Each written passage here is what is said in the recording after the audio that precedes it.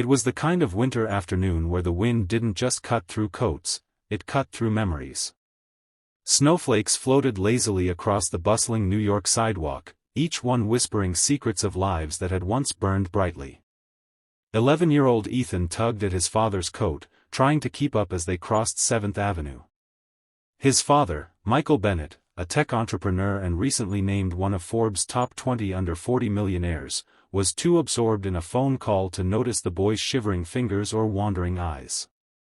Until Ethan stopped dead in his tracks, staring across the street. "Dad," Ethan said, tugging harder now. "Dad." Michael frowned, lowering his phone. "What is it, buddy?" Ethan pointed a trembling finger across the road, where a woman hunched beneath a tattered blanket, her face half hidden behind a mess of dark, unkempt hair. Her fingers were wrapped around a paper cup, shaking. "That homeless woman, she looks just like Mom." Michael blinked. For a second, his heart seemed to stall. He turned, expecting to dismiss the thought with a quick glance, a coincidence, surely. But when his eyes landed on her, the color drained from his face. He staggered backward as if struck, dropping his phone onto the slushy sidewalk. Because the woman Ethan pointed to didn't just resemble her. She was her. Claire. His wife. Missing for over 6 years. Presumed dead. The love of his life. He had never stopped loving her, never stopped hoping, even after search teams turned up nothing and newspapers moved on. She had vanished one night after volunteering at a women's shelter. Gone without a trace. And now, she was here, filthy and trembling, invisible to the world, no more than a ghost on the sidewalk. Michael rushed forward, nearly slipping on the icy curb. "Claire," he shouted. The woman flinched but didn't look up. Michael dropped to his knees before her, oblivious to the curious stares of passers-by. He touched her shoulder gently, hesitantly. Her eyes, dull and lost, finally met his, and something sparked. Recognition. Pain. Fear. She recoiled. "No," she whispered, voice cracked like old wood. "No, you're not real. He said you'd never find me." Michael's breath caught. "Claire, it's me. It's Michael. Ethan's here. Our son. We've been looking for you for years." Claire's eyes flicked to Ethan, whose small face peeked from behind Michael, wide-eyed and confused. "Ethan," she rasped. "My baby?" He nodded, stepping closer. "Mom? Why are you here?" She shook violently and tried to stand but stumbled. Michael caught her. She weighed almost nothing. "We need to get her somewhere warm," he said, turning to Ethan.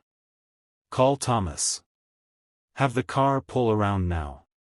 As they bundled her into the Bentley, Michael's mind reeled. What had happened? Why hadn't she come home? Who was he? Back in their penthouse apartment, Claire was unrecognizable. But beneath the layers of grime and fear, she was still the woman Michael had loved. A doctor arrived within minutes. He gently confirmed she was dehydrated, malnourished, and traumatized. But there was hope. Over the next few days, Claire began to speak. Not all at once, but in pieces. She told them about the night she disappeared. A man she had helped at the shelter had followed her. He had seemed gentle, ex-military, PTSD, he said. But his kindness turned to obsession. He had taken her. Kept her hidden in an abandoned warehouse outside the city. He had convinced her that Michael had moved on, that Ethan was being raised by another woman. She was too afraid, too broken to try escaping. Years passed in darkness and silence until one night, he simply didn't come back. She had wandered the streets ever since, too ashamed and too fragile to seek help. She thought she was forgotten. Michael's heart broke 1,000 times as he listened. Ethan never let go of her hand. News of Claire's return spread quickly. The media, always hungry, sensationalized her story. But Michael refused interviews. "This isn't a headline," he said. "This is healing." He hired trauma specialists, nutritionists, private security. He rebuilt her world, piece by piece. But the most surprising healing came from Ethan. Every morning, he sat beside her, showing her photos, playing piano, telling her jokes, the kind only a child could get away with. Slowly, Claire began to laugh again. Her eyes regained their light. One morning, Ethan brought her a scarf he had knit at school. "So you'll always be warm now, Mom," he said. She cried for the first time in front of him, not from fear, but from love. Weeks passed. Claire was growing stronger. One day, as she stood by the window, watching the snowfall, she turned to Michael. "There are so many women out there like me. Trapped. Forgotten. What if we did something for them?" Michael nodded. "Let's."